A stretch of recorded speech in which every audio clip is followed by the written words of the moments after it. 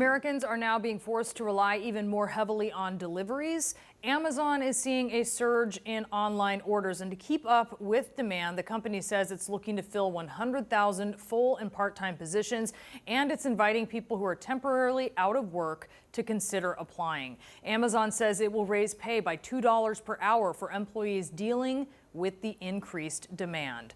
And right now, Treasury Secretary Steven Mnuchin is on Capitol Hill trying to convince Republican senators to combine two stimulus packages to fight the effects of the coronavirus outbreak. One measure was already approved by the House, but a second measure is an economic stimulus plan that could be worth about $850 billion. And a key part of this new plan would be putting cash into the hands of Americans in coming weeks.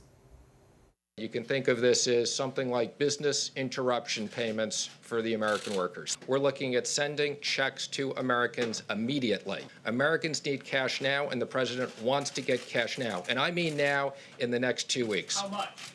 I will be previewing that with the Republicans. There's some numbers out there. They may be a little bit bigger than what's in the press. Go ahead. Andrew Yang joins me now. He's a former Democratic presidential candidate and entrepreneur. And obviously, Andrew, putting cash, money into the hands of Americans was a central focus of your entire campaign. So clearly, you are happy to see this as a proposal. How would you see this working in this particular situation?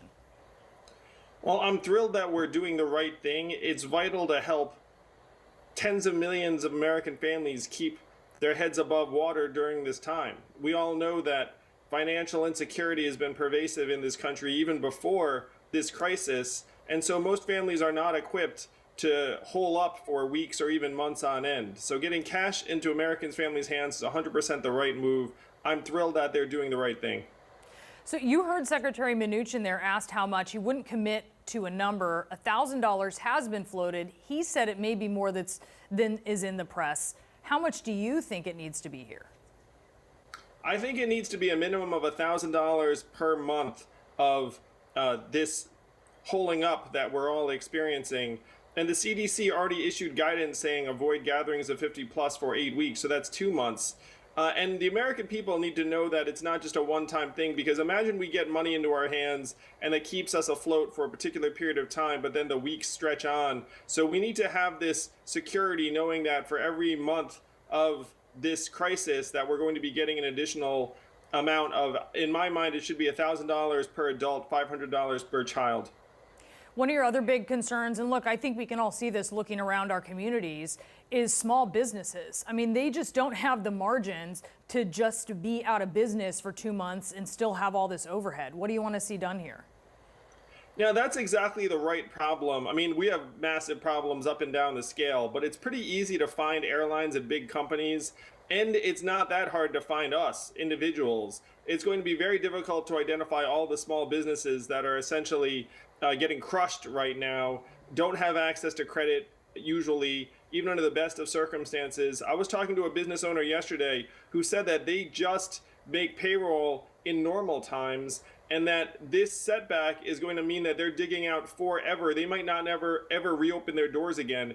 And that's going to be playing out in small businesses around the country. They're the hardest to identify. We have to be very, very aggressive in trying to put resources into their hands.